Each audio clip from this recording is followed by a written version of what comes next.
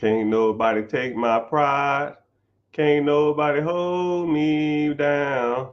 Oh no, I got to keep on diddying. Why does Puff Daddy have a bad stipulation now?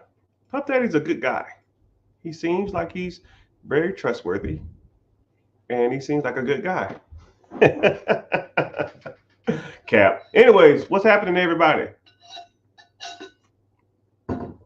What's going on? Hope all is well. And I hope you here and excited and ready to learn. Um, Question of the day, or somebody messaged me and said, I saw you on live. Thank you. Welcome in. Blessings to you too. Someone said to me, do you teach real estate? And that's a great question, but it's also a question within a question. It's like a subcategory of a subcategory. But real quick, I'm gonna talk about the platforms. Facebook, welcome. YouTube, welcome. Twitch, welcome. Twitter is checking in now. I had to pay for verification, which is some bull crap, just to stream live on there. But welcome in if you hear from Twitter, and welcome in from Instagram if you hear from the gram. But thank you for being here. But let me talk about this quick subject real quick. And if you want to ask your questions while I'm talking, we can, because I just come back to the questions as I talk. So somebody asked, uh, um, do you teach different? Do you teach people the different ways to get into real estate? And yeah, so what I'm gonna do is I'm gonna talk about a blanket statement of what I teach, and then I'll talk about the subcategories of how I teach it. All right. So um, I focus on what's called a pillared system, right? Four subjects that I will generally talk about. The first subject is credit, because whenever you talk about, buying businesses and buying real estate, and or, going out here and get funding and stuff like that, it all generally will boil down to credit. And, you know, if you want to go out and get lines of credit, you want to go out and get a car, put it on Turo, you want to go out here and buy ATMs, you want to go out here and use business credit, you want to go out here and buy real estate, you want to go out here and buy a sub shop or laundromat or a car wash, I don't give a damn. You're going to need some form of credit or a reasoning why people are going to give you money. Now you can establish rapport with people. You can get owner financing, but if that owner finance, if someone doesn't want to finance you, then you have to think to yourself, man, I got to go out here and get a line of credit from the bank. So you need to be working on your personal credit always, always, always. Personal credit, credit profile, credit score, FICO score. Then you also need to be working on your business credit, business lines of credit, and business funding, right? And all of those will encompass credit. Okay. So also what we'll talk about too is then we'll talk about real estate. So there's multiple ways to make money in real estate. And I feel like the more weapons you have, it's like Batman in the utility belt. The more weapons you have under your belt, the more batarangs and shark repellent or smoke bombs you can pull out, right? If you're good at subject two, then if deal comes up and it's sub two issue, sub two, let's roll it. You can do wholesaling.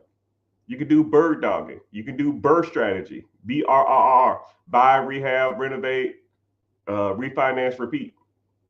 You can do fix and flips. You can do buy and hold. You can do just straight up investment properties. You can do primary. You can do fourplex, quadplex. You can do commercial. You can do syndication. That means pooling people money together, going there and buying a property. You can do lease options. You can do tax liens. You can do tax deeds. You can do foreclosures, right? You can do estate sales. You name it. There's tons of ways to get money in real estate, but I hate the term you don't know what you don't know, because in theory you don't know what you don't know. You have to be taught what to look for and how to find those deals. Okay? Then you need to focus on ownership. ownership of a business or ownership of something that makes you money every month that you don't got to work that hard for or not work as much as you working for your job now. You know, if you're making $55,000 a year, working 50 hours a week, is there a business out there that I can buy that pays me $100,000 a year that I can work 20 hours a week? That sounds like a win-win to me. I work half the time and get twice as much money, and I'm my own boss. Only person that's going to yell at me is myself, right? And then what I'll teach you too is how to focus on putting the least amount of effort and energy and time as possible into it while maximizing the amount of money you get, right? Going to work for yourself and making $100,000 versus $50,000 and working 20 hours a week is good. It's still good. But if I can work 2 hours a week and still make the $100,000, or even reduce, now I can make $50,000 a year what I was still making in my job, but now work 2 hours a week. Now that's a win-win, right? So I'll give you a scenario real quick. What would you want?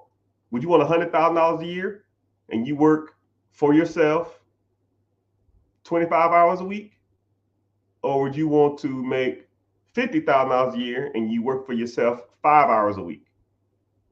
You know, it's a question to everybody, man. I want to see y'all answer. I want to see what y'all thinking. 25 hours a week, 100K, 5 hours a week, 20 hours. I mean, 5 hours a week, 50,000. 50,000, 5 hours, 100K, 25 hours, right? Some people want the money. Some people just want to work for themselves. Some people want the time, you know, but those are things that you need to be asking yourself whenever you're going out here and looking for businesses, right? And then trying to own stuff where you don't have to work as much or not work at all, right? ATMs, storage units, Airbnbs, laundromats, restaurants, Dunkin' Donuts, gas stations. I mean, you name it. Party rental businesses. Who knows what's out there and what's available? But what I will do is I'll show you how to evaluate them, how to find them, how to get the funding for them, how to get the down payment. I'll show you the ropes. I'll get you all of that, son. So you focus on that. So now you're going to start bringing in more money. You're going to start bringing in money from rental properties, you know, all that other kind of crap. And then you're going to start bringing in money from the business you own. So now what you going to do with that money? You're going to take it and go buy Hellcats and Gucci? No, dog. That's trash. Now you got to start focusing on investing. Now the money you're making passively needs to go make more passive income. Meaning you make money from the real estate, you make money from the business. Now you got to put it into more pots that make more money. Investing, stocks, bonds, mutual funds, ETFs, 401ks, IRAs, ETFs, freaking whatever you name it. And now that money is making you more money, and so forth and so on. And then when that money comes in, you buy more real estate or you buy more businesses until you get to a point where you are making more money than you could ever imagine. And it took me, it was crazy. I had like 3 financial milestones. Well, I'll give you a few financial milestones. One of them was $10,000 in my bank account. And I was like, damn, I'm rich. At least I felt like I was rich, right? $10,000? Man, I was damn near broke and homeless. I joined the military and I started saving up, but I didn't know what to do with the money. I just had the 10,000. Wow. Then the next milestone was 100K. Well, actually, I'll give you another milestone. One milestone was a rental property that was paying $800 a month. That first rent check came in. And then I said, okay, well, I made $800 on this. Surely to goodness, this month, I'm going to have to go work for that $800, right? Something's probably going to happen at our house. I'm probably going to go over here and fix some pipes. I'm probably going to go over here and fix a dishwasher or a leaky pipe or something. or it's gonna be a leak in the roof, something. But the first month that nothing happened, milestone. Oh, here's another $800. And the little wins is kind of what helps, right? Because $10,000 is probably not a lot of money, but it's a win. A win's a win. $800 that you didn't have to work for, that's a win, right? Then I hit 100,000, wow, and I was like, damn, 6 figures, right? Man, I feel like Puffy, right? Old Puffy, not that new Puffy shit. Fuck that. And then a net worth of $1 million. No, I had 10 properties. First 10 properties I had, because once you get 10 real estate deals, then you think to yourself, man, if I did it once, I can do it twice. If I do it twice, I can do it 10 times. If I did it 10 times, I can do this forever. While working full-time active duty military, which is kind of hard to do, right? Because people think they work a lot, but active duty military works way more than most people, right? Way more. We're up at like 4:30 in the morning and we getting off at like 6 o'clock in the afternoon every day. It's just rough.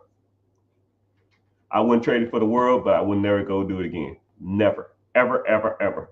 They couldn't pay me 10 times the amount and make me a 4-star general to go back to the military. You couldn't pay me enough.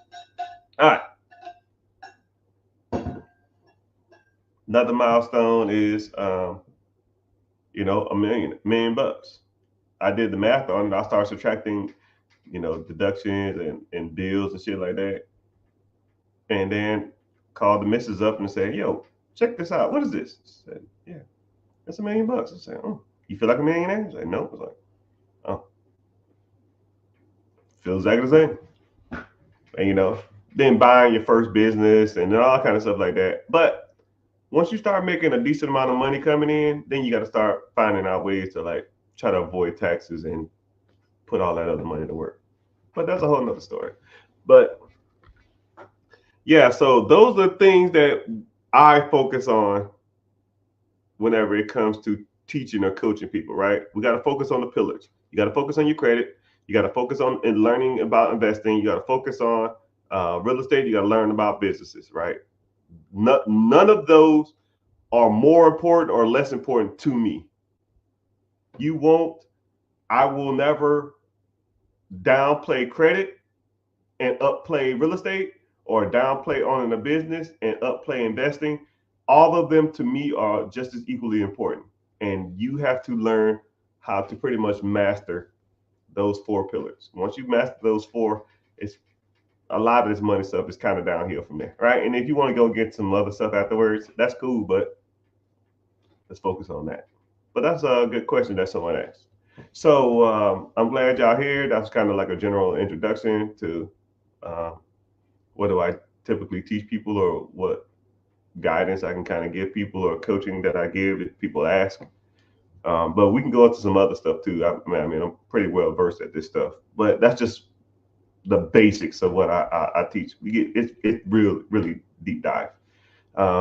So I always talk generally for like 15 minutes, and then people can just ask questions as they come along. So I'll kind of say this real quick. If you're here on any other social media platform, click the link in the bio and go to YouTube and watch from YouTube, or go search The Rich Get Richard on YouTube and watch from there. It's going to be the same thing. I'll actually do this. I see YouTube live comments first before I see anything else. Everything else is kind of like a blur on here. It's kind of weird. I don't see other stuff, other comments first, right? I see that first. I see YouTube comments first. So if you're on here watching, just go to YouTube and then say, if you want to, just comment here from Twitch, here from Twitter, here from Facebook, here from XYZ, and it kind of lets me know that you just came here from another platform, which I really appreciate. All right. And YouTube pays me, right? Most other platforms don't. I don't mind if you're here for free. You don't have to give anything. Just ask the questions away. But I like the YouTube to compensate me for my time, right? They want me to get more people on their platform. Even though if you don't have to follow anything, but if you want to, you can, and turn your notification on. That you can, but yeah, we go from there. I see people coming in. Appreciate you. Okay, also let's get started asking some questions. 5 hours a week, I could fit more into my week easily. Yeah, you'll be surprised how much more time you have when you don't have to go, 8.5, 9 hours to work, an hour and a half to commute.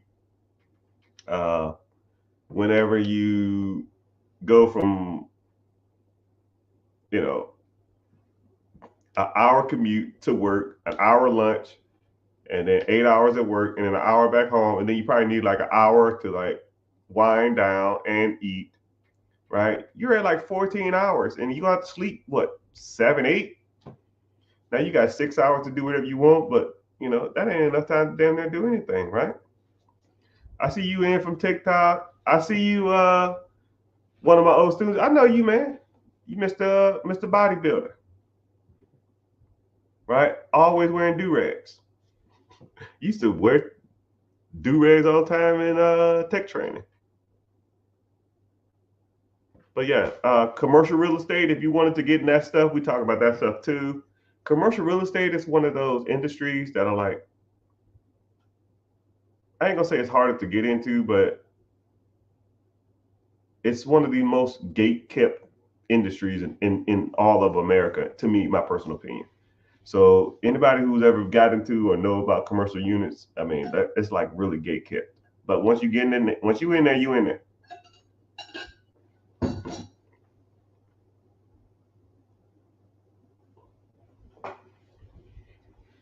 Real quick question. Am I currently flipping properties or have I flipped properties? Am I currently flipping? No. Like, it's kind of weird. This gonna sound real weird. Don't judge me.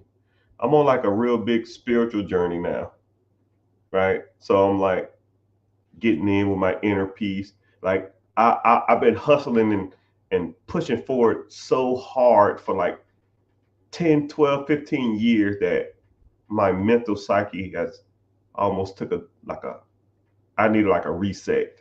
So I'm on like this spiritual journey. So I really haven't been doing a lot of things that I need to be doing. But I'll get back on it. But honestly, I've only been looking for investment properties only in like 2 areas, and I'm kind of picky. I can afford to be picky. I'm not in a rush, right? Do you think the Feds will cut rates 2 more times before the election?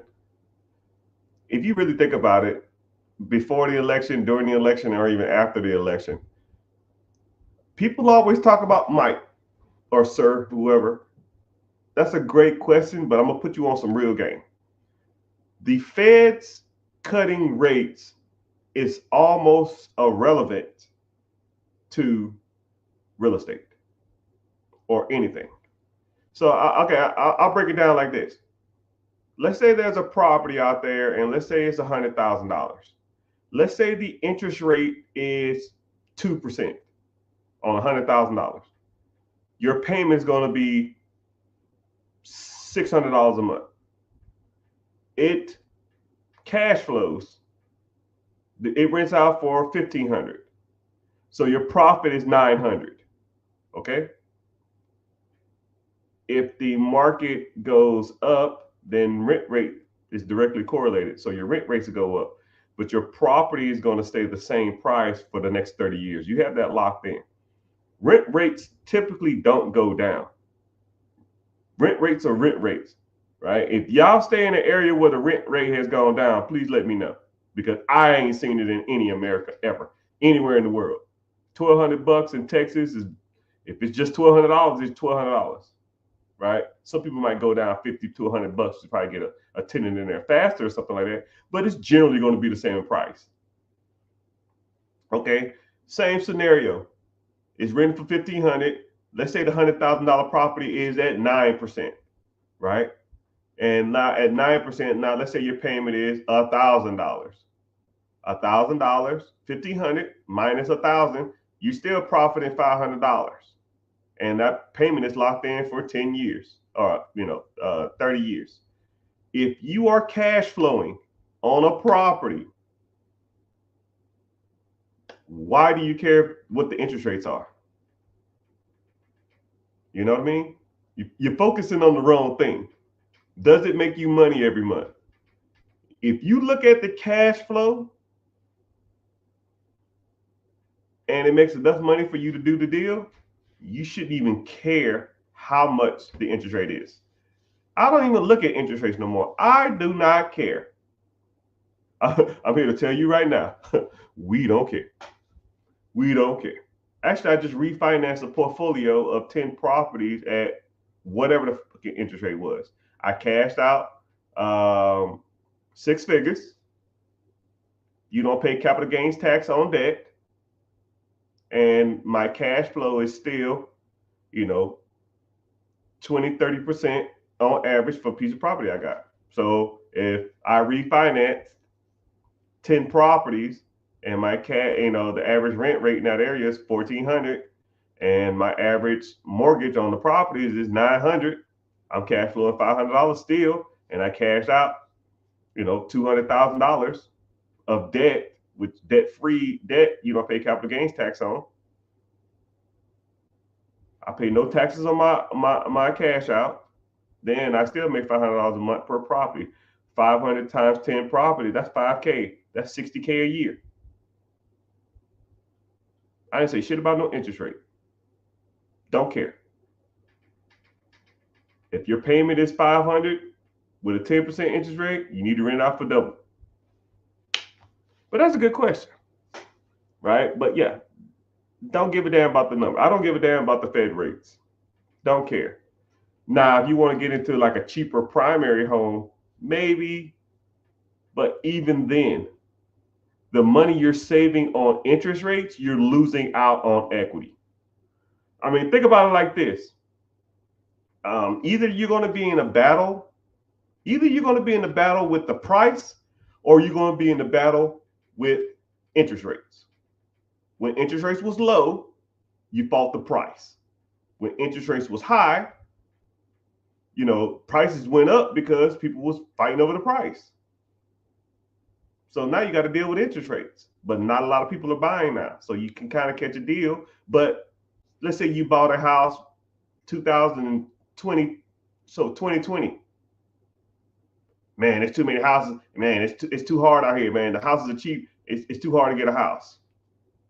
Yeah, you bought a house for $300,000 in 2020. Now your house is probably worth $500,000 now.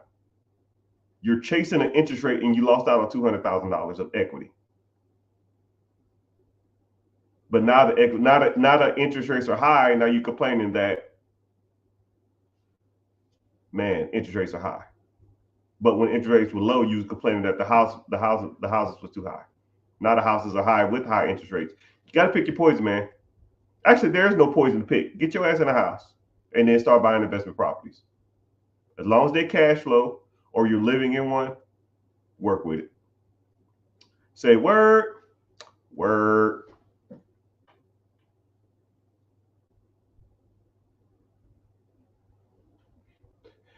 But yeah, I see a lot of people coming over here from YouTube, TikTok, Facebook, Instagram, Twitch.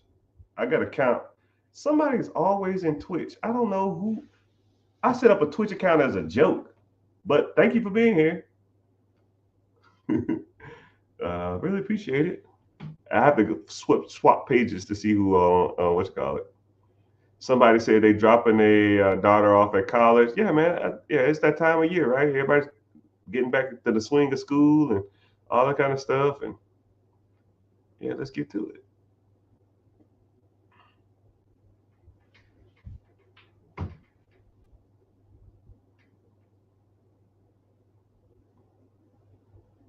Yeah, I was talking about,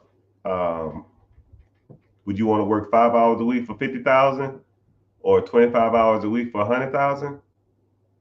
Some people will work for the money. Some people want to do as least amount of work as possible. So it really just depends on that person. Should I sell my primary home because it's debt free? No, you don't have to sell it. If you've been in it for so many years, you can do a HELOC. You can do a refinance too. Refinance, you don't have to pay debt, capital gains tax on your debt. If you sell it, if you ain't been in the house for 2 years or 3 out of 5 years, you got to pay capital gains tax. But you're gonna need to find another house. The house you're probably gonna move into is probably gonna be just as expensive. HELOC is probably one of your better options, and or refinance will probably be second. I don't think you need to sell your home. Let you have a place to go. And also, too, if you want to do any of those options, I will have a plan on why you're doing it. Like, you just selling your house to sell your house, or you want to sell your house to buy investment property? You want to sell your house to buy a business? You want to sell your house to invest more into a stock market or 401k or something like that, and to beef up your retirement account and stuff like that? Because I do feel like equity is dead money. I mean, it doesn't do anything. It just, you know, you don't make any money off equity unless you sell the property, refinance the property, or HELOC the property. So, I mean, you have options. Just depends on what you want to do. Or refinance it, take the money, buy another property, and rent it out. Go from there. If you don't necessarily have to sell it though. My apartment is way easier to operate than a single family home. Uh, yeah. The crazy part about it is it takes just as much effort to buy a one family home than it does to buy it takes just as much effort to buy an apartment complex than it does to buy a single family home.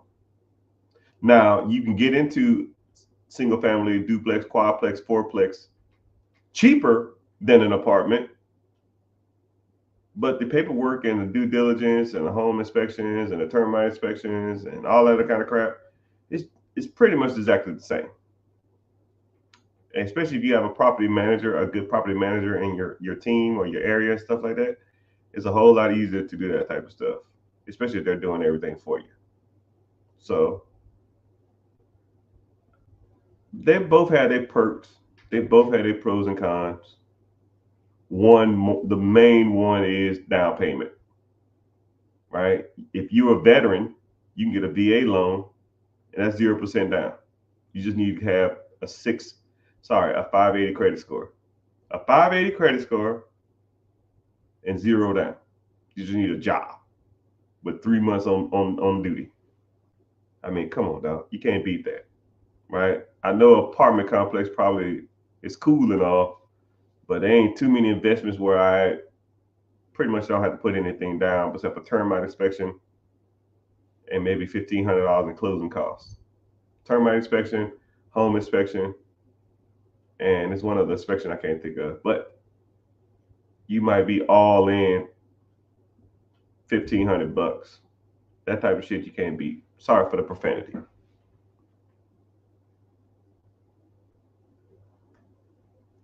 On my first property, should I flip it or should I rent it? Flipping is cool, but I think flipping is like the stepchild of investing. Um, Once you get into flipping, you always have to keep flipping. There's no end goal to flipping.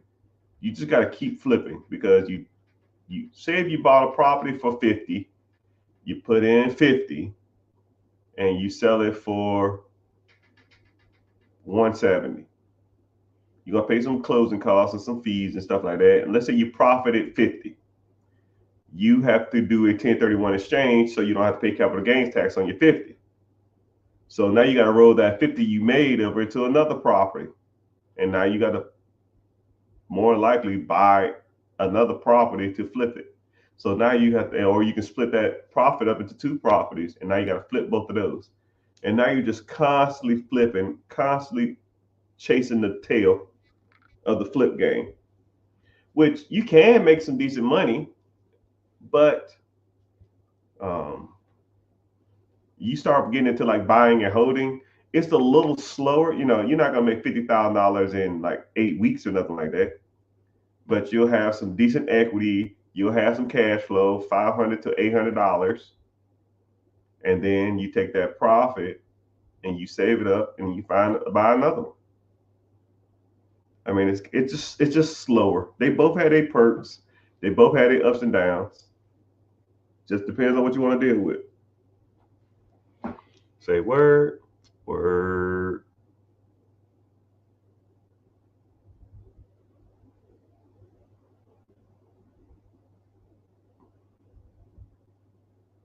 I'm new to the military. I've heard a VA loan from a property has much lower interest rate too. Yeah, you don't have to pay. So the perk of having a VA loan is you don't have to pay PMI, property mortgage insurance. You put zero down. You get a low interest rate. The government secures the loan or backs the loan, so you get 100% financed. And all you got to do is pay inspections, termite, and one other thing. And sometimes you might even walk away from the deal with a check, which I've done a few times. It won't be a lot, but I mean, I do a home inspection, which back in the day used to be like 300. I'll just round up $500 for a home inspection, $300 for a termite inspection, and there's another inspection I can't remember what it's called. I don't know. So I'll say another $300. So $1,100 in, 0% down, best interest rate, no PMI. And if the numbers work out right, I'll only put down. I won't put anything down. I'll walk away with a check for $2,000. That's the $1,100 I put in plus $900. I mean, that stuff you can't beat. Anyways, if you a veteran, get you a VA loan. Best deal in town. And then live in it for a year, then try to go get something else or move and use another one. Try to find the cheapest house in your area that you can use that loan with.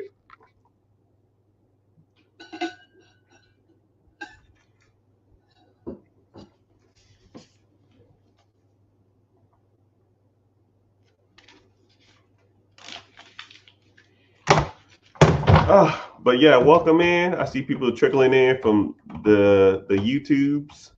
I see people trickling in from the Instagram. I appreciate y'all for being here. I'm streaming on all platforms besides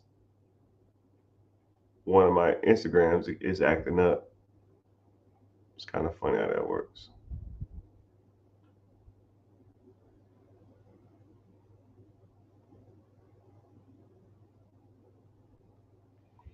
Oh man, what's happening? I think you probably left, so you probably won't even see this comment. So yeah.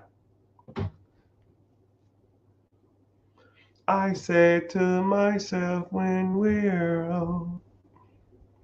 But let's go ahead and get some shout outs. Where y'all from, man? Let's do some checking in. Where are y'all from? You can be not necessarily specific. You can say city and state or just state if you want to be vague. But I've traveled during my military time. I traveled all over the world. I've probably been to majority of all states. Majority, not all though. Some of that like North Dakota stuff I ain't touched, but Augusta in the house. I see you. SoCal, New Orleans. I was born in Louisiana. Maryland, Fort. You in the Army then. Arkansas, good place to invest in real estate. Michigan is a good place to invest in real estate. Philadelphia, good place. Philadelphia. Um, I'm not trying to discourage anybody or like hype up anybody, but Philadelphia, Pittsburgh, VA. I think Philadelphia, from my personal experience, is one of the best places to be an entrepreneur. Philadelphia, Connecticut, Rhode Island, some parts of Virginia, some parts of New Jersey. Best places you can be an entrepreneur. One is because of proximity. Philadelphia is one of those locations where you can be in 4 other states within an hour. Okay. So like if there was a real estate deal and then the state you're investing in, you get the perks of that state, not the state you're in. So let's say if Connecticut is a landlord friendly state, you're an hour and a half away from them. If New Jersey is a business friendly state, you're an hour from there. If Virginia is a real estate friendly state, you're an hour and a half, 2 hours from there. And you could pretty much commute through multiple states, right? You could be, one thing about Philly, you can be in multiple states in, not a lot of time, right? Just for example, so like I'll kind of keep, okay, so you could be in Maryland, an hour and a half. You can be in New Jersey, 30 minutes. You could be in Richmond, Virginia, 3 hours. You can be in all of Philadelphia, 4 hours max. Or sorry, Pennsylvania. You can be in New York. And then you can get into like, if you wanted to go to Boston, you can be in Massachusetts. You can be in, it's comically, you could be in Connecticut. You could be in Rhode Island in 3 hours, 4 hours. You are exposed to so many different areas and so many different states and so many state policies in one area. So whenever I meet people or see people and they say I'm from Philadelphia, and I say, yo, bro, you need to get on it. You need to get on it. If you don't, it's the only person you can blame is yourself, right? And then one thing about Philadelphia is the houses are pretty cheap if you want to just invest in Philadelphia. I get emails and texts all the time. Philadelphia, I got a damn townhome for sale for $100,000, 3-bedroom, 3-bath. It's like, bro, get on this, man. Get on this. Jump on it. Not a lie. But yeah, where else y'all from? I got let me see. Atlanta in the house. Wisconsin. Don't y'all know? Have you tried Wisconsin? Yeah. You Richard don't even know it, my boy. Orlando in the house. Orlando. There's skirts outside. Okay, how about this? Let's do this. Since y'all want to comment y'all cities, you comment your city, and I'll tell you the opportunity that's there. How about that? Okay, at least in my opinion. All right, so let me get to some of this stuff. Let's get to some of this stuff. Baby, I'm so into you. Orlando. Orlando, a lot of people are moving to Orlando, Tampa, and the outskirts of there, and even Miami, which a lot of people moving to Jacksonville and Tallahassee too. On the skirts of Orlando, Winter Park, Winter Haven, where else? Acapulco, and it's another place out there too.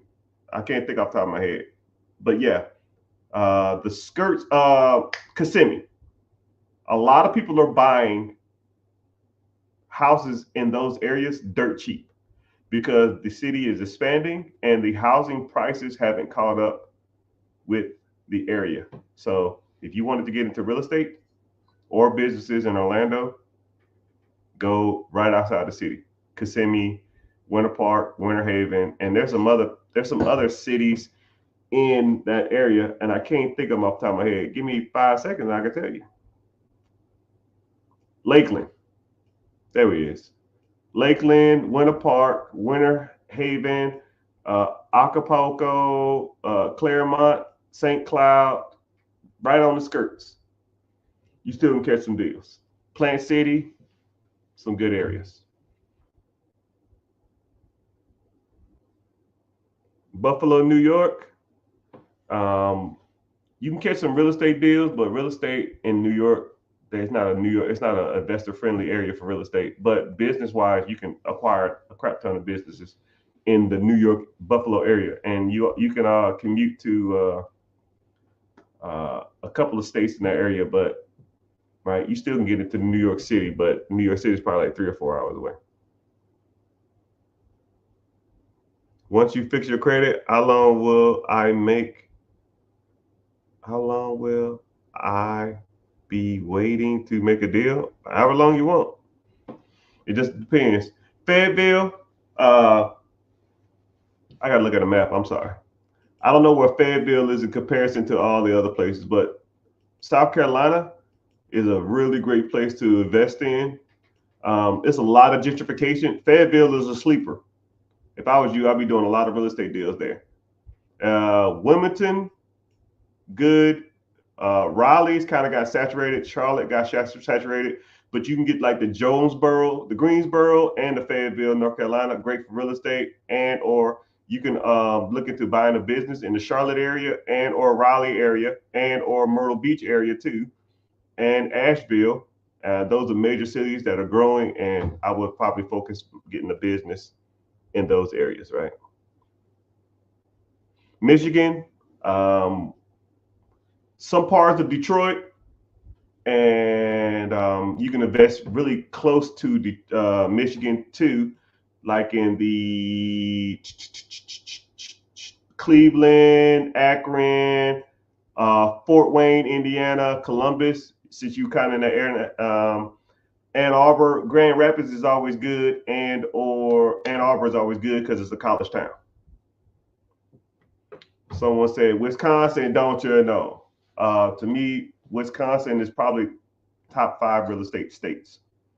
They're real estate friendly, and the cost of living there is kind of high when the acquisition of businesses and or real estate is super cheap. They haven't caught up with it. Nashville, good for businesses. They suck on real estate unless you go to like outside the skirts. You got to get into like the Antioch, and or I know Nashville is about an hour south of the border of Kentucky. I would probably start looking into buying real estate in Kentucky if I wanted. I wouldn't do Nashville. Nashville kind of they got blew up and they went to shit. Okay, what else we got? New York City. Businesses, yes. Real estate, I wouldn't fuck with it. Real estate is extremely competitive in New York City. I would focus on businesses. All right. Houston, forget about it. Houston, real estate on the skirts though, not in the city. But one thing I don't like about Houston, Houston is like the scam capital of the world, man. And I would hate to deal with people that either want to scam me or rip me off.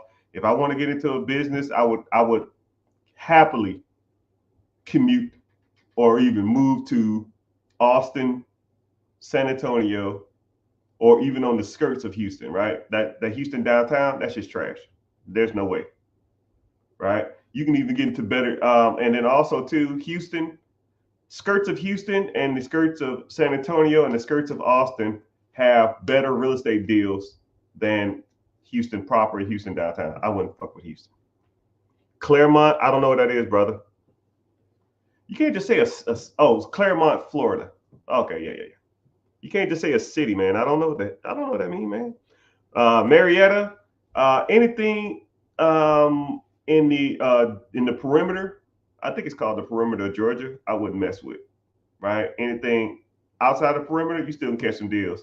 but it's kind of on the south though, right? You probably got to get into like damn near like Jonesboro and Peachtree City, and you still can find deals. But if you want to get into some really bigger cash flow and stuff, I would migrate a little bit more north, probably like the Rome and north 75 area, right? Halfway between Chattanooga and Atlanta. Those are really good deals. And or I would probably start commuting to Macon. Macon is a little ghetto. They kind of still gang bang out there. I wouldn't even touch that area. But as far as businesses goes, Atlanta's one of those scammer places. If I did own a business, I would try to stay out like stereotypical African American communities. I love my people, man, but fuck that shit. I'm not relying on a certain demographic to feed my family and feed my system. I think you can get a better deal probably in Augusta. You can get better real estate out there, and then if you start going towards the Alabama area, you get better deals on real estate and or businesses and or Savannah. But that's my personal opinion. I need help getting funding. Well, click the link in the bio and join the free class, my friend. We talk about funding, we talk about real estate, we talk about business acquisition, we talk about all that stuff. Missouri is the fastest growing city in the Midwest. I'll take your word on it. Right? Missouri is a sleeper. Yeah, he's 100% right. Missouri is a sleeper when it comes to real estate and or businesses. I personally, if I had to invest in an area, it wouldn't be Springfield. I like Kansas City a little more. Kansas City is the next big city. Their team, Kansas City Chiefs, has been pushing real hard. I think they're going to get. They're trying to host in the Olympics. When the Olympics? No. Is it the Olympics? No. Is it the World Cup? They're trying to host some of the World Cup games. They're growing their international airport, and I think Kansas City is a good area to invest in real estate and or businesses. I like Springfield, Illinois, which is a little closer. Columbia, St. Louis, not East Side. That's the hood. Screw East Side. I wouldn't do that. But Springfield is a good area. But if you're going to invest in Springfield, I like Tulsa. If you can commute to Tulsa, it's a little better. That's just my personal opinion, though, from what I've seen. OKC is always a good area, right? It's like a major city without being a major city. Do you think it's good time to start an investment club? It's good time to start whatever you want. If you into it, and you got to put in the work, though, man. But investment club is kind of one of those weird things. You got to put in the work. You got to sit, like, you can see how I'm just sitting on live I'm on Facebook, 2 Facebook groups. I'm on YouTube. I'm on Twitch. I'm on Twitter. I'm on 2 Instagram pages, and I'm on TikTok. Right. And I just sit on here and I give game away. And I know the areas because I know a lot of real estate investors. I know a lot of people who invest, and I just sit on here and talk about money. And you got to give a lot of game to people away for years before they even make your shit even trustworthy, right? You got to put at least 3 years, right? I met Gary Vee once, and Gary Vee said, "Yo, man, give them game for free for 3 years, and then if you want to ask them for something, then you go from there, right?" Just like people say all the time, "Yo, bro, you've been putting me on for years and never asked for a dime. You want to start an investment club, you got to give away the game, right? You got to give it away, right?" Like, so I just have to talk to people right now and tell them what's the best things to invest in their area. So I'm off track now. All right, so keep commenting your cities, and I'll let you know where. I just said North Carolina, my guy. Someone said, "Can I get in touch with the SBA guy?"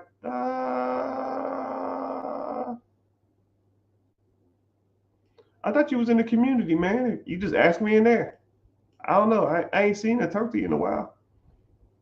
I don't know where Salem is, but I'll say it again. Charlotte is good for businesses. Raleigh is good for businesses. If you want to get into real estate, Fayetteville, Greenville, the skirts of Raleigh, and the skirts like the Concords and stuff like that is really good. I don't even know where Salem is. I have no clue where that is. Because, think about it like this. You don't want to start a business or buy a business. You don't want to buy a business or you don't want to buy a business in an area that can't support the business. If your town has 30,000 people and you're trying to buy a business there, right? There's not enough, in my opinion, there's not enough people there to support your business. You want people. People equals opportunity and money, right? Would you rather have a $100,000 business in a town with 50,000 people, or would you rather $1 million business in a town with 1 million people, right? It's right. I want the people. The more people in my town that come in and support my business, the more opportunity I have. That's what makes the money, right? And even if I was in a small town and everybody in my town just loves my place, you're relying on a limited demographic. And if some new up and coming place come up, then I'm screwed, right? But you got a distant place in in a bigger city, you can always thrive. But hey, what do I know? So that's why I always try to, like, if I'm gonna invest in if I'm gonna invest in an area, I'm gonna invest in an area that can support what I want to do. Now with real estate is a little different. You can almost invest anywhere in real estate. Try not to get to like the whole donkey towns, but majority of cities you can almost invest in real estate because people are always gonna need a place to live. Now when it comes to businesses and stuff, I want to have more population. Okay, just my personal opinion. Someone said Green Bay, Wisconsin. Don't y'all know? Yeah, Green Bay is sleeper. Actually, Green Bay just came up. Green Bay just maybe in the last 2 years, prices just doubled. I wouldn't personally want to invest in Green Bay. I would go to like uh, what's the cities? I can't remember. Not Dupree. Uh, not Minnesota. Minnesota. No, sorry, Milwaukee. And it's one more city in Wisconsin, not De Pere. Yeah, I would probably lean toward Madison. Madison. That's what I was talking about. Madison and Wisconsin. Madison and Milwaukee. Way better cities. Birmingham. Birmingham is good if you can get near the schools, but the real estate is top 10 places to invest in real estate, in my personal opinion. You still can get houses in Alabama for 60K, 70K. You can find apartment complexes in Alabama for $500,000. You just got to know how to look and get funded for them. But hey, what do I know? Oh man. When it comes to real estate, starting off, should you make about 10 calls a day until you get what you need? I don't know what that means. No. Hell no. Who you calling? Ghostbusters? Making 10 calls to who? Hey man, you want to sell your property? You want to sell your property? No, man. I don't outbound. I inbound. Right? I can teach you 5 techniques right now to have your phone off the fucking hook. 5 techniques. But I'm not. You want to learn? Click the link in the bio, join the free class, right? It is what it is, man. But yeah, no, I used to do outbound for a while. I used to cold call, and then I hired a service to call people. And then after a while, I said, these leads are dead, right? But when someone calls you, they about that business, right? Think about it like this. If I called 100 people and asked them to buy their property, how many people would say yes? Probably 5 out of the 100. Now, if 10 people called me who had a property for sale, how many people are going to want to sell their property? All 10, right? I'd rather get 10 people calling me than me calling 100 and get potentially 4 or 5 and get cussed out 95 times. It's not worth my time. So, yeah. That's a good question though. What about what are my thoughts on Section 8 rentals? Tony, sir, you've been here long enough to know my thoughts on Section 8. I hate calling people out because as soon as someone comes in here and say Section 8, I have to do it. There are people on these sites that sit around and talk about Section 8 like they the fucking, sorry for profanity, the greatest thing since sliced bread. Section 8 is just another way to receive payment from a property. Just one way of the 20 that I teach, right? What about just a regular tenant that pays through a property manager, right? The property manager pays you on the 5th, Section 8 pays you on the 1st. What's the difference? Section 8 might pay you 5 to 10% more, but you got to get inspected through the government to make your house Section 8 approved, which the inspection process is not even that hard, but it's just one more necessary step. For let's say if the property is supposed to rent off for 1,500, I get 1,600 versus 1,500. My cash flow is 800 versus 900. Ooh, right? You got 100 damn properties. Okay, well, I made $57,000 this month versus 59,000. You think I give a damn about that? Right? Section 8 is cool.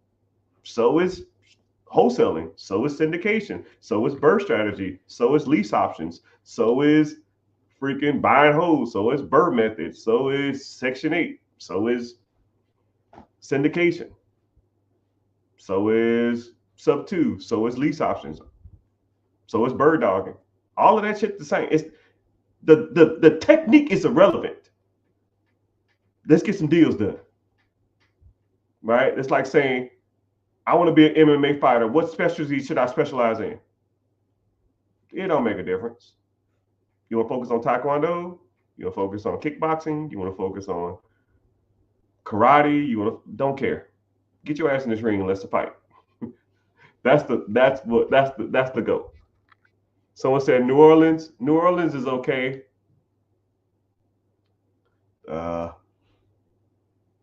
Katrina kind of this, I hate New Orleans now because Katrina kind of messed up that market. I like Baton Rouge a little better, but man, that's just a lot of that stuff's kind of rough. Shreveport is pretty cool.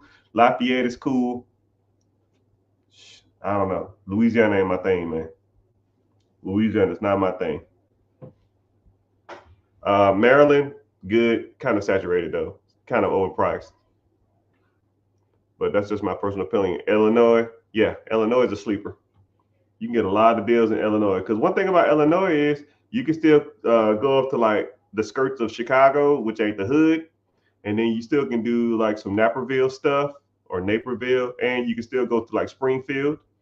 You still can get down to St. Louis for a decent price. And in Indianapolis, Cincinnati, and Fort Wayne, good real estate.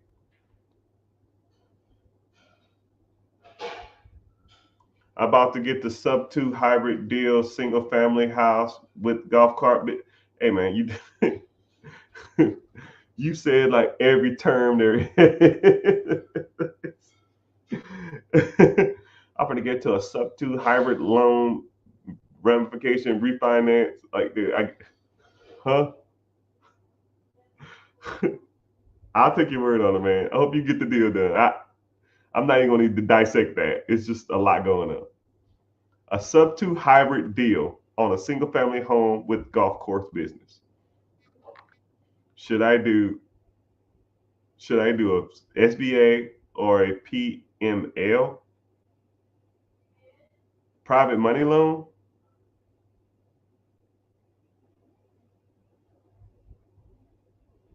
Whatever, get the deal done. I don't know, man. You lose me. You like saying words. I get what you're saying, but it's just like, what? A single family home with a business attached? Huh? You hurt my head, Mister. You hurt my head, sir. But I love answering y'all questions. I comment y'all cities. But like I said before, if you're watching here from Facebook, if you're here from Twitch, Instagram, Twitch, X or Twitter. Like I said before, or even Facebook, click the link in the bio, join, and watch from YouTube because YouTube pays me to be here, right? I don't mind talking, right? You might as well go ahead and contribute to me making some kind of money. I really don't make much, right? I think for every like 15 minutes you stay here, I get like a nickel or something, but it adds up. It adds up. Someone said, yeah, both Oklahoma and Tulsa are sleepers. You think I'm out here screwing around? Shit, I am not out here playing, right? And I'm gonna tell you something. I'm gonna kind of put you on to something. I have a good friend who owns a call center, and all the guys you see on, hey man, buy my program. Hey guys, I've been buying real estate in these areas for years. Hey man, let me teach you the game. Hey man, I'm doing Section 8. Hey man, I'm doing wholesaling. Hey man, all those guys that you see on social media for years, the person they use to call all these places to buy their property, I'm good friends with them. And every time I get to talking to them, I say, hey, what's going on? How you doing? I'm doing all right. Hey, cool. Yeah, man, you need to get on some of these properties. You need to get on these businesses. Well, my credit ain't the best. You know what I'll do? I'll work on your credit for free. But in exchange, I want to know where people are buying properties at. Okay? Cool. Oh, simple. Here you go. This is all the places we call and buy properties up. So all the big dogs, multi-millionaires and shit like that that's buying all these properties, I know where all of them buying their shit at. And I come up there and scoop up them shits right behind their ass. Playing cleanup. Say word, word. But yeah, click the link in the bio, join in on YouTube because it helps my platform grow. And yeah, appreciate y'all being here. So let's keep going. ATLANTAGA, that's where I stay. You still can catch some sleepers unless you want to do some fix and flipping in the Georgia perimeter inside of 275. You still can catch some fix and flips out there. Housing prices out there just got ridiculous. And owning a business in Atlanta to me is rough, man. I am not out there trying to get dealing with scammers and stuff like that. Houston and Atlanta, shit no. Scam city, man. So I would almost focus on the skirts. Athens, Peachtree City, Jonesboro, Savannah, Macon, Augusta, Rome, even up to Chattanooga, or even go out there to Carrollton. And yeah, I would focus on those areas if I wanted to get in real estate.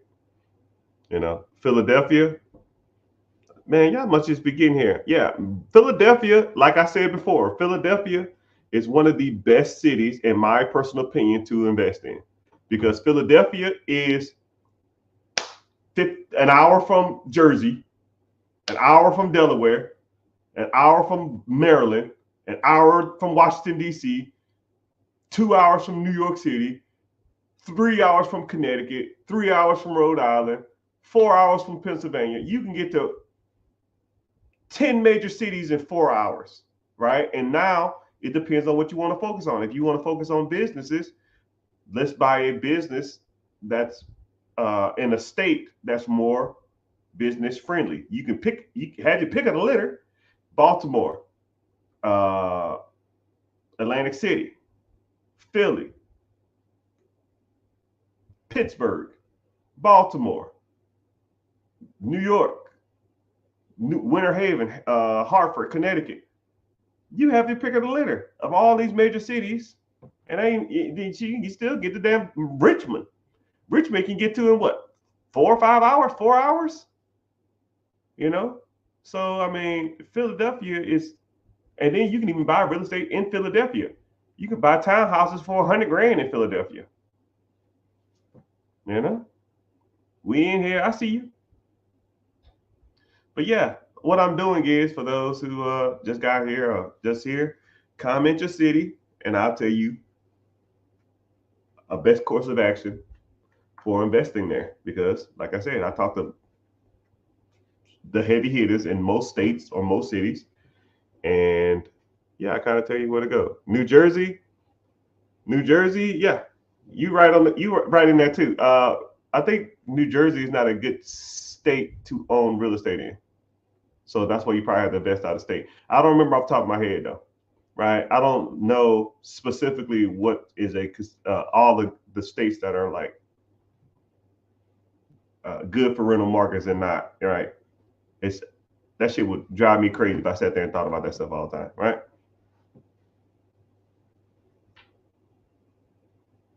Come to the mentorship. We drop gems every day. Yeah, Brad, click the link in the bio.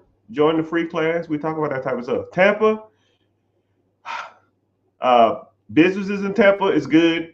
Real estate in Tampa, not so much. If you wanted to fix and flip, you still can catch some deals. But if I wanted to invest in the Tampa area as far as real estate, I would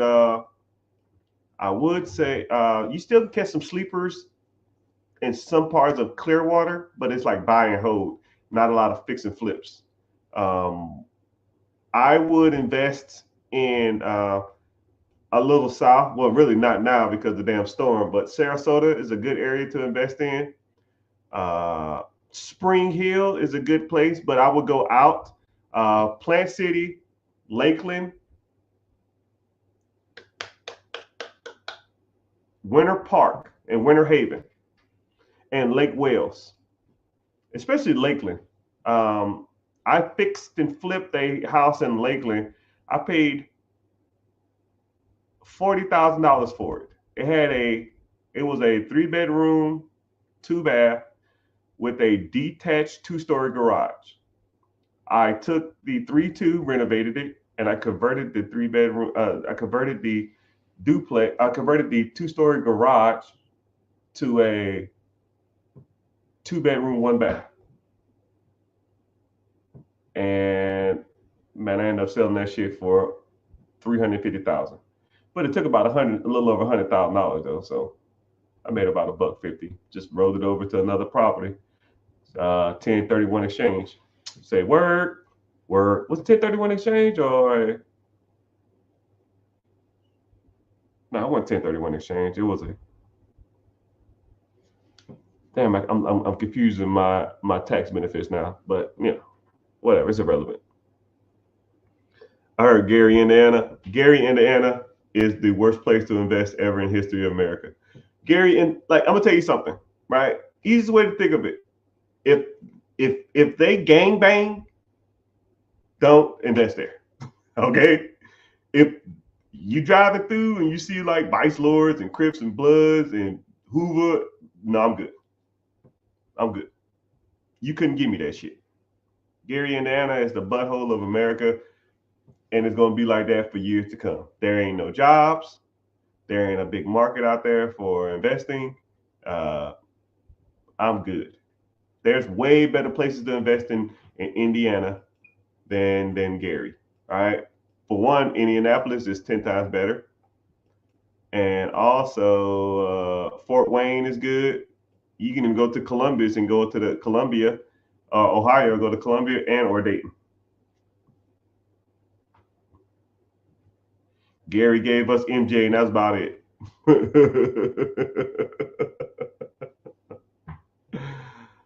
Oh man, Peachtree City is nice. I'm not saying that there's parts of Georgia that aren't nice, but anywhere in the perimeter of Atlanta, you can forget about it. Everything's overpriced.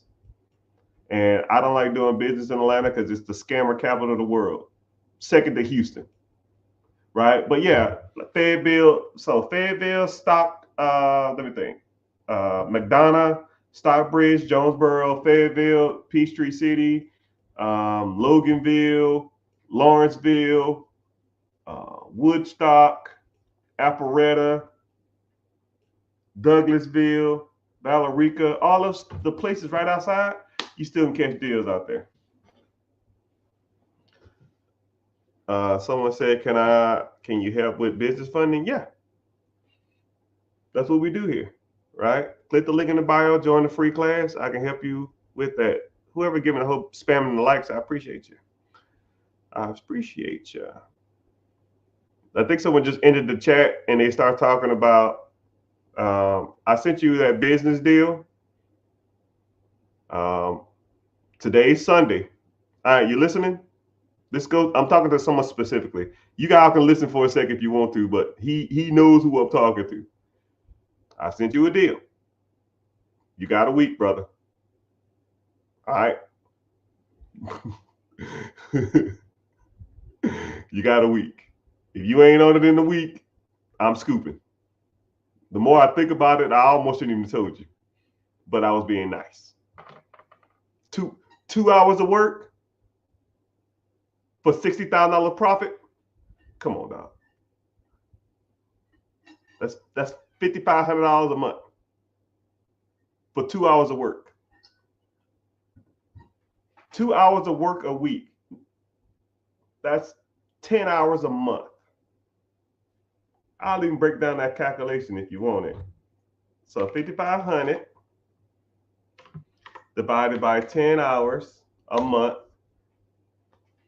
That's $550 an hour. Now, who in here makes $550 an hour? Raise your hand.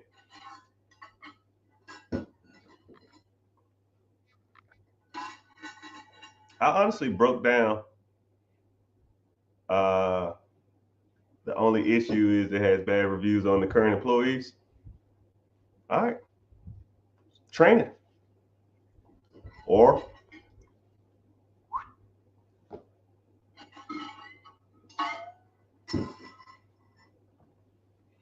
I would say, if I bought a business and it had bad reviews, I probably would either, first of all, I would comment on every review as the business and say, I'm sorry that you had to go through this. We're under new management now. If you want to revisit us, we're in a training program to give our clientele a better experience. And hopefully we can regain your trust in your business, stuff like that, right? Then I would have a meeting with the current employees and say, this is unacceptable. I don't know who did this. I don't know if the person's still working here. Don't care. If a person writes a bad review about you again, you will be terminated. It's not hard. You're sending off packages, working a mailroom. Customer service is your primary job. I think customer service is almost your only job. Put a box on a scale, say hi, how you doing? How's your day? You give them their price. They pay. You put a sticker on it. You send it to the back, wait for the UPS driver. When people's mail come in, you put it in the slot. This is not rocket science. If you can't comply with this, I will replace you. There's thousands of people out here that need a job. There's your warning. I'm not out here playing around. You got the other documents? Shit. You can forward them to me if you want. No, don't do that. I'll scoop it, man. I don't even want it. I'm almost forget it don't even exist. Las Vegas is good. Businesses is good. Real estate is a little rough in Vegas. I don't think Las Vegas is a good renter-friendly area. I wouldn't mess with Vegas as far as the real estate goes. But as far as the business goes, I would.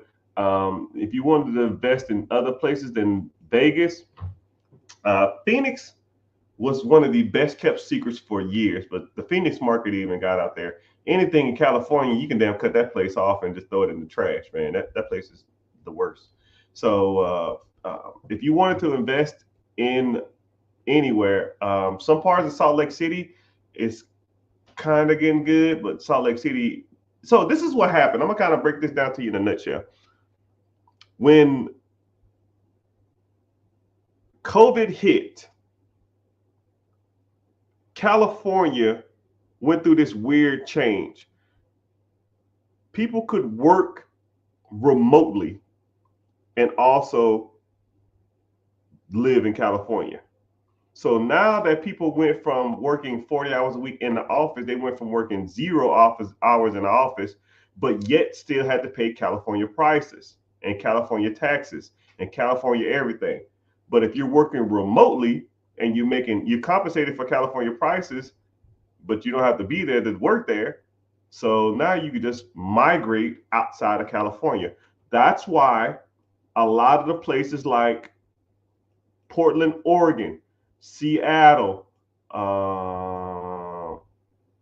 Ohio, Boise, Ohio, Salt Lake City, freaking Denver, Phoenix, Vegas, all of those places, real estate shot to the damn moon because people was taking Texas too.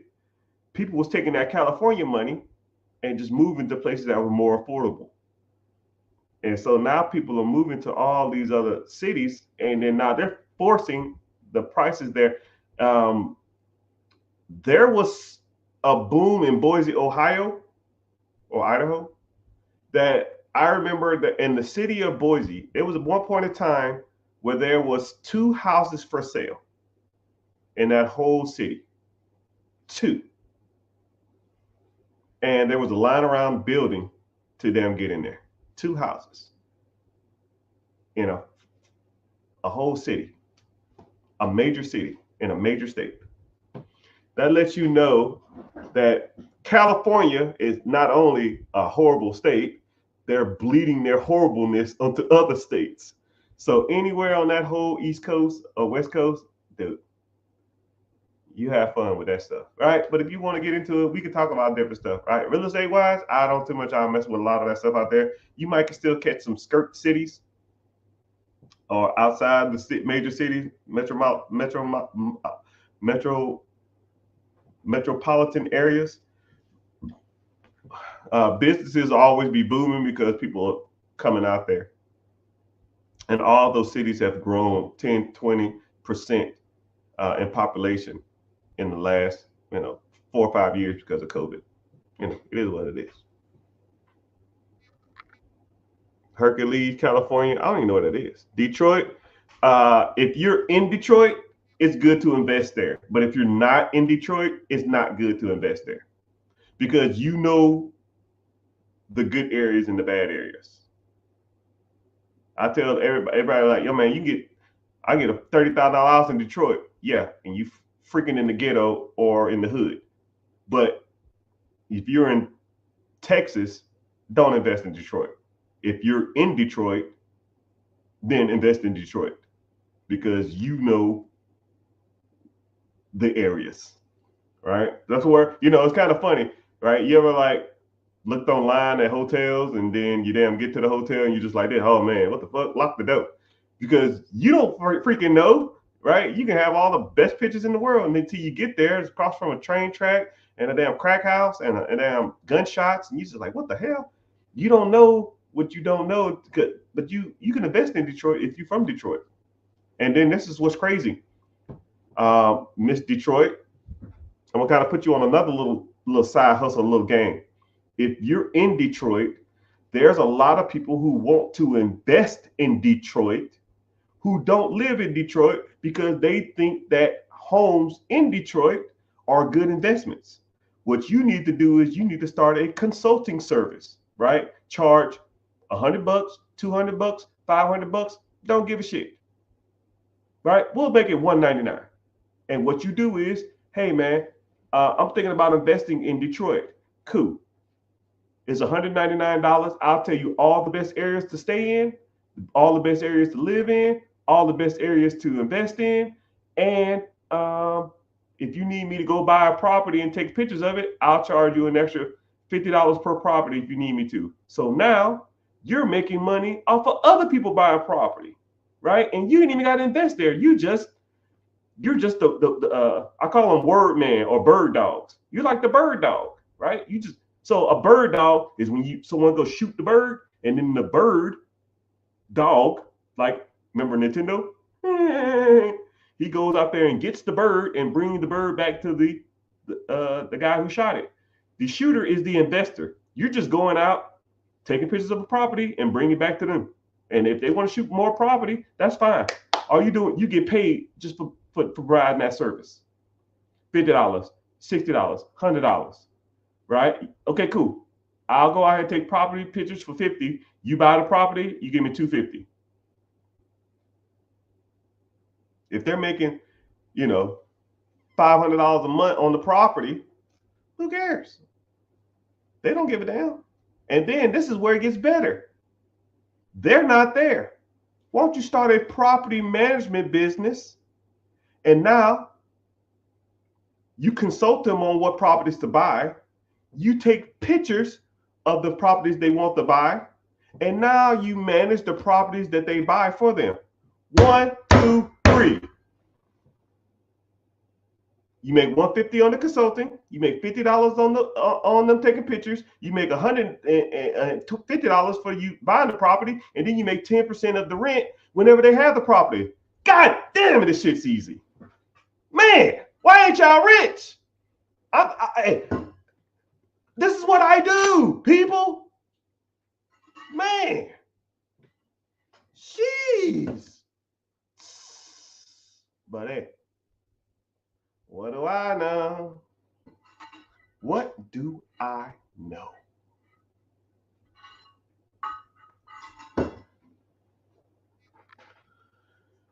Richmond, Virginia, on the skirts. Peachtree City is nice, but it's been like that for years. Louisiana, come on, man. Y'all just getting here? I just talked about Louisiana, man. Do you ever sleep? Money don't sleep. Money never sleeps. That's why I come here to learn. Can your boy get a consultation? Yeah, link in the bio, sir. Click the link in the bio. It'll say a webinar. Sign up for the webinar. Come hang out. Come learn. About simple as it gets. But yeah, my throat's hurting. I'm getting tired. Y'all gotta ask more questions. I will talk all day. I hate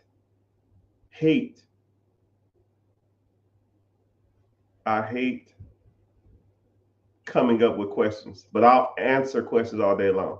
If you just got here, comment what city you from, and I'll see if there's any good deals, or I'll tell you a good strategy or a good way, what areas to focus on if you wanted to get into certain things. But for the most part, you can always buy good businesses in most major cities. Most major cities, Austin, great business, great for business, great for real estate. San Antonio is great for businesses. San Antonio is really great for real estate. Really great for real estate. Round Rock, good for real estate. On the skirts, Austin is kind of saturated with the real estate thing because of the software jobs that are there. They kind of like pushed up the prices on a lot of that stuff. So real estate, you still can do some fix and flipping, but if you want to get on the skirts and just start finding real estate out there, but there's a lot of property. So for those who don't know, one thing about Dallas is, or one thing about Texas is a owner finance first state, or a owner finance real estate agent state, meaning that like, so for example, let's say if you lived in, I don't know, Kentucky or something, I don't know, you go to buy a property that's listed on the MLS, typically you got to have financing through a mortgage company or something like that before you make an offer on the property. You say, hey, this property is for $200,000. Will you take $199 for it, or $195? They go to the agent, they go to the owner, and they say, yeah, I'll take $195. Now you got to go get financing through a mortgage company. And that's typically how it's negotiated in most states. But one thing about Texas is that Texas states can be negotiated owner financing through the agent, which doesn't happen a lot. So for example, if you live in anywhere in Texas, You can call up the agent and say, hey, this property's for $200,000. I'll give you $5,000 down, and I'll pay you $1,000 a month for the next 30 years. And then they'll present that offer, and if they take it, then the seller pays the commission through the sale of the deal, which is typically the down payment. So in theory, if you lived in Texas, you can just pretty much make 50 offers a week. Worst they can say is no. Now you're gonna need some down payment money, but there's strategies and techniques that I can teach you that you can almost, in Texas, in a lot of states really, but especially in Texas, you can almost buy a new house every month. You can buy a house every week if you really wanted to. So yeah, if that's what you want to do. Sleeping is for broke people. Shit. Yeah, I try not to sleep, but it was a time when I used to be on it, man. I used to just be like 20-hour days, man. But my body's just like, oh my goodness, I'm fucking tired.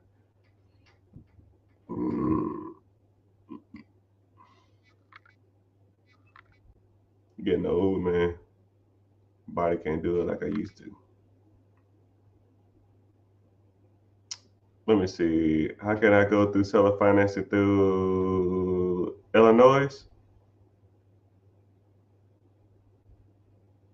You got options. Can't go through an agent though.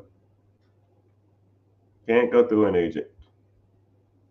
You got to find some deals. There's ways you can do it though, right? I can't share my screen here. If I could share my screen, I could walk you through it. But that's kind of a detailed thing. I just kind of explain Texas because Texas is one of those weird states. But yeah, you can almost own or finance anything. You just got to know what you're talking about. You got to know certain techniques and ways to do it. I got a technique when it comes to buying real estate, which I really don't talk about it a lot. It's called the triple threat. If you learn how to triple threat, you can buy a house a month. You can buy a house a week if you know how to triple threat. Simple. Which link do I click? I don't know, man. Click the link in the bio. I don't know what you're looking at. Just go to the main page, or go to my Instagram and find the link there. The Rich Get Richer. It should be 2 of them. What is the process of? Can you help with the process of SBA loan? Yeah, that's what we do here. I got 6 SBA buddies, and they'll walk you through the whole sheboing. Sheboing, boing, boing. And then I'll make sure you're pre-qualified too, because I don't want you wasting their time or my time. Because you need to have your stuff together before you go knocking on someone's door talking about, I need some help. Right? How's your credit? How's your business structure? How's your down payment? Have you ever ran a business? Do you know how to run a business? What business you want to buy? How much you want to put down? How much you want to finance? Have you done any due diligence on the business? Have you reviewed the tax returns? Have you reviewed the P&L? There's a lot you got to go through, right? And see, what's crazy is you have 4 or 5 different loan programs when it comes to the SBA. SBA Flat, SBA Express, SBA 707A, SBA 504, just a general SBA. If you want to buy a business that has property tax, now you're in the 504 program, right? What's your requirements for a down payment? What's your requirement for credit, right? Does it, can the business pay for the loan? And what's your loan amount going to be now, right? You got to learn that type of stuff, man. What percentage do you need down for an investment property?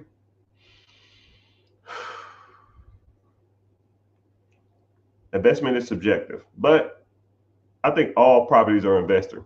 But you want to get into a primary home, you got a VA loan, 0% down. You want to do a NACA program, 0 down. You want to do a HUD home, $1,000 down. You want to do a FHA, 3.5% down. You want to do a traditional, 5%. You want to do a conventional loan, 5%. You want to do a commercial loan, real estate, typically 20%, depending on the state. Investment property, that's not your primary home. You can get into it for 12 to 20, 25, depending on the state. If you want to do commercial real estate, apartments, typically 20%. You want to do duplex where you live in one, first property, 3.5 or 5% if it's your second property. If you want to do a triplex or a quadplex, 3.5 if it's your first unit, 0% down if it's if you're a vet or you done military service, or 5% if you already bought a property before and it's not your first property. I don't know if that answers your question, man, but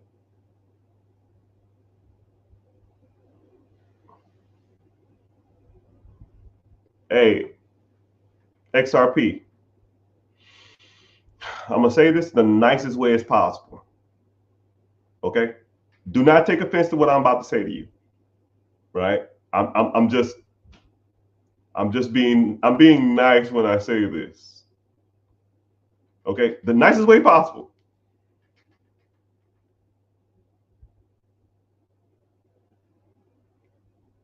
You sound like you kind of don't know what you're talking about. You need some true guidance. Okay. I'm not saying you're not, I'm not saying, don't take it offense. But when people are trying to pop a deal like what you're saying, they say different stuff, right? Like this. Hey man, I want to be a professional basketball player. Cool. Do you have any experience in basketball? I got some Jordans.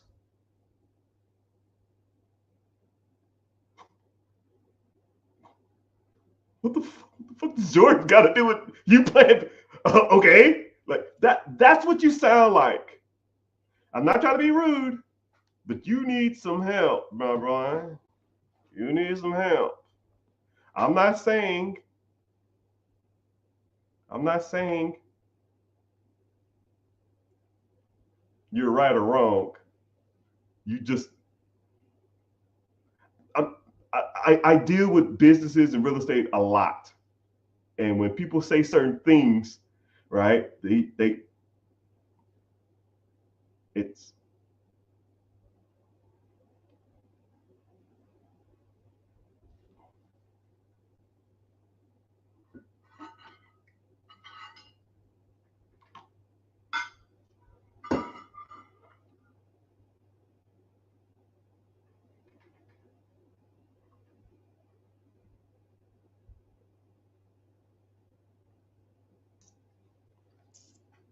I'll make you a deal.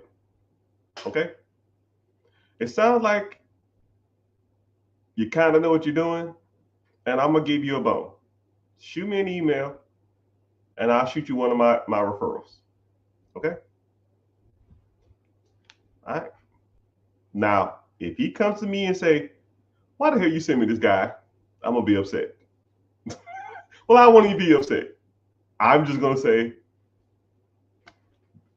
I'm telling you, man. They're gonna say, you know,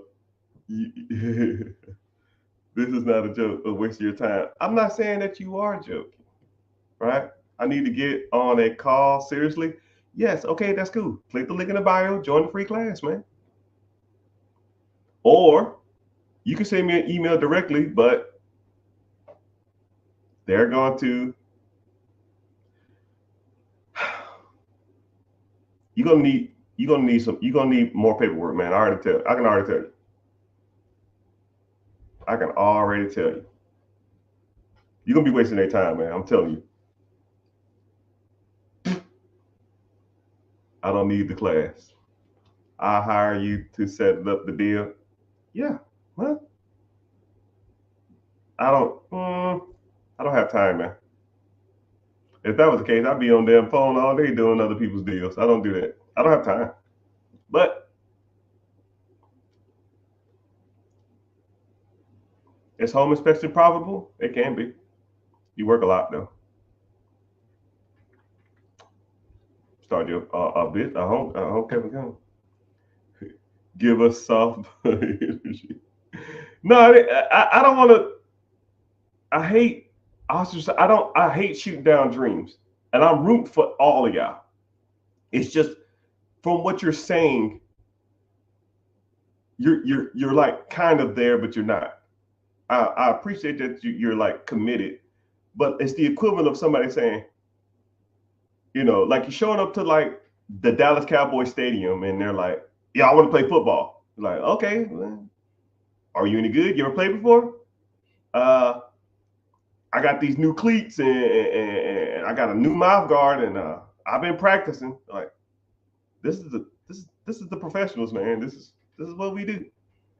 This is you need more than just some cleats and a helmet. I think your word on it though. There's no dream. Commercial plaza with a fuel station. Since you brought up fuel, I'm gonna put you on some fuel game. Nah, I ain't gonna get into it, man. I should have used VA loans. I really understood what the difference.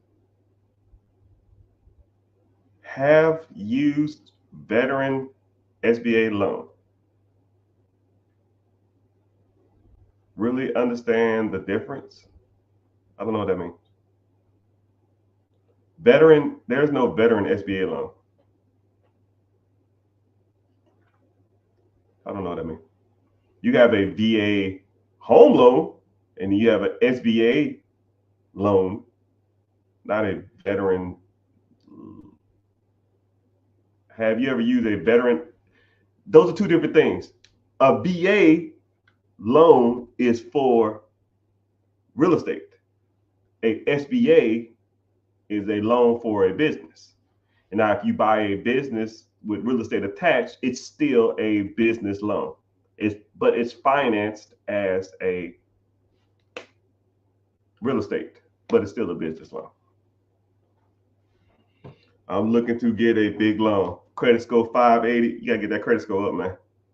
Right? If you got with me, first thing we're gonna do is we're gonna focus on rebuilding your credit because you got to get your credit up to sixes, mid sixes.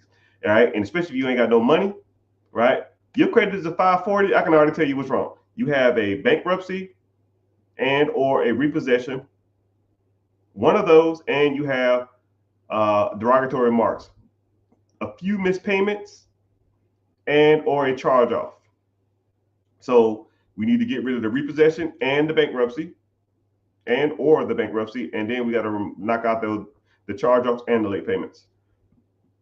We got to build your credit profile. We got to work on your FICO score, and then we got to work on your credit scores from the bureaus. None of those derogatory marks. None of those derogatory marks and credit collections. Yeah, I knew it was something, right? You might not have had the repo. You might got a lot of hard inquiries too. So you got to get your hard inquiries under 5, which download the Credit Karma and the Experian app for free. Look how many hard inquiries you got. And that's per bureau, not just total, right? Some people are like, I got 4 inquiries. Yeah, that's 4 per bureau. That's 12. It's not just 4. Oh man, I got 12. Yeah, 12 is more than 5. And 12 times 3 bureaus, you got 36. You've applied for credit 36 times in the last 2 years because it falls off every 2 years. So now you're desperate for credit. When people are desperate for credit, they don't get any credit. And people keep applying. I had one dude that had 96 hard inquiries. Why the hell? How many times? You applied for 30 damn... Dude, you applied for credit 90 something times in the last 2 years? You're applying every damn 3 days.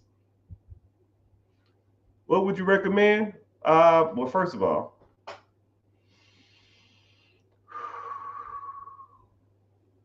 when it comes to gas stations, a lot of people focus on the wrong things when it comes to gas stations. They don't even know the numbers and the ins and outs of even focusing on gas stations. One,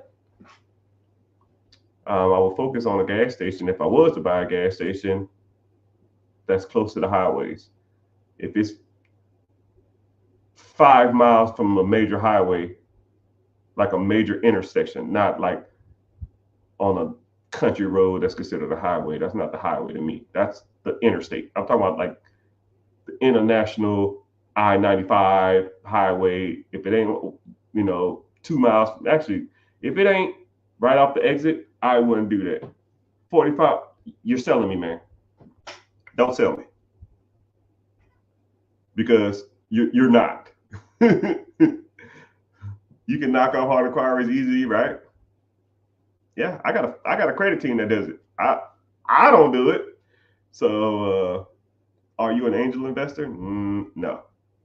I've had opportunities to take millions of dollars worth of other people's capital and invest for them. I don't do it. No, and I don't invest in other people's stuff either. Don't need to. Right? I'm chilling.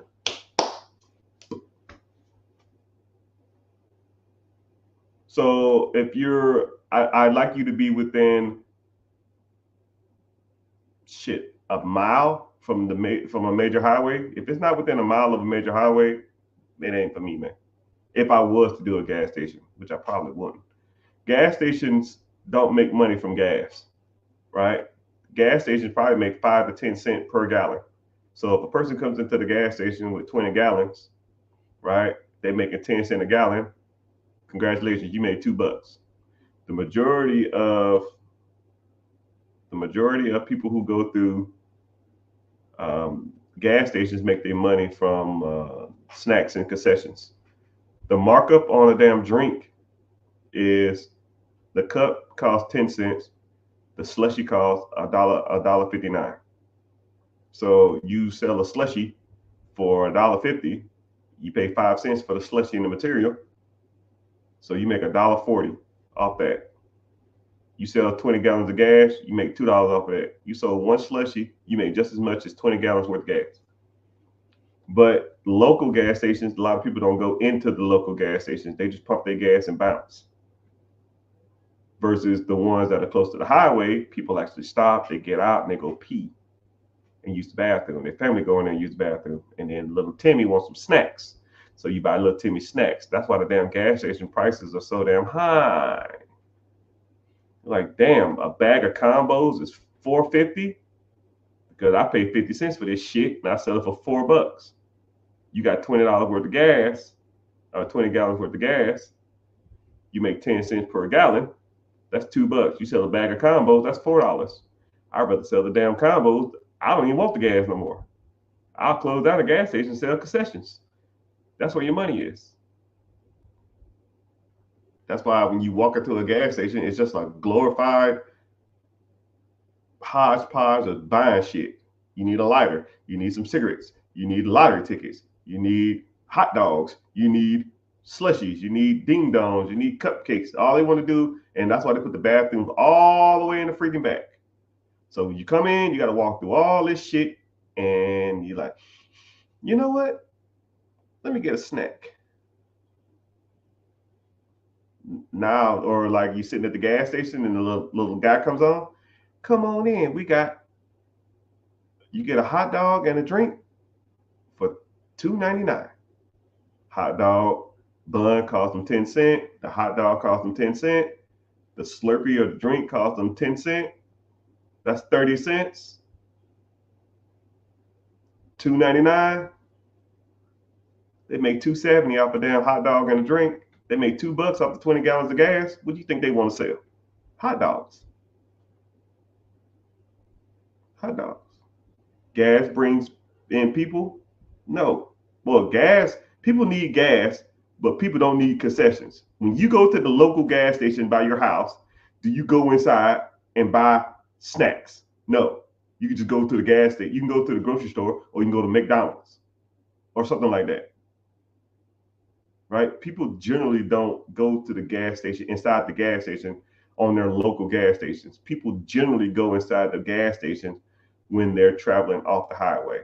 Truck drivers, or people that's traveling cross country, they stop at the gas station, they pee. That's why Buc-ee's is so popular. You think Buc-ee's make money off their gas? No, they make money off the damn $12 damn barbecue they got in there. barbecue sandwich that they paid $3 for. You can buy $20 worth of gas and make $2, so you can sell a pulled pork sandwich for $10 that costs you $2. That's $8 profit. So what you want to do? You want to sell gas or you want to sell concessions? You want to sell concessions? Get a gas station near the damn highway. You want to sell gas? Get something inner city. But I tell you what, the inner city ones close down all the time. But hey, what do I know? Maybe I'm just making shit up. Anyways, that's why I say stuff like, brother, you're walking into a gym with some shoes on and a basketball thinking you can hoop with Michael Jordan. That's why I say stuff like that.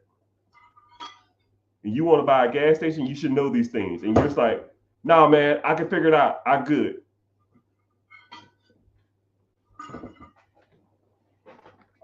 Come on now. Now you're reevaluating your whole deal.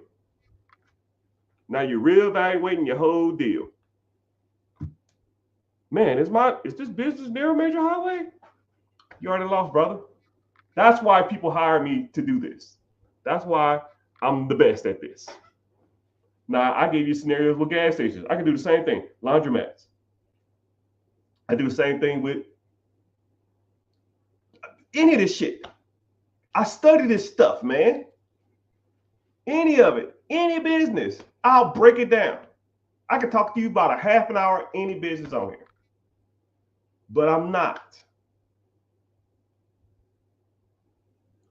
Sometimes you got to show people that you're not out here freaking around. This stuff is not a game. I'm not out here playing around. I do this. But mainstream social media, Facebook, YouTube, Twitch, Instagram, Twitter, they get mad at me if I'm on. They get mad at me if I'm on for more than 2 hours. So I'm at 150. My time has elapsed. So make sure those social media sites, make sure you're liking, following, turn your notifications on. So next time someone just asked, could I break down wholesaling? Too easy. I've been wholesaling for 12 years. I can tell you techniques on wholesaling that you never even heard of. But make sure you're following. Make sure you come to the free class. Sign up's in the bio. It's Wednesday, 9 p.m. And turn your notifications on. So next time I get on here, you come and ask me all the questions. I appreciate you being here. Instagram, Facebook, Twitter. Make sure you're following. Click the link. Join the free class. Avida Zane, my friend.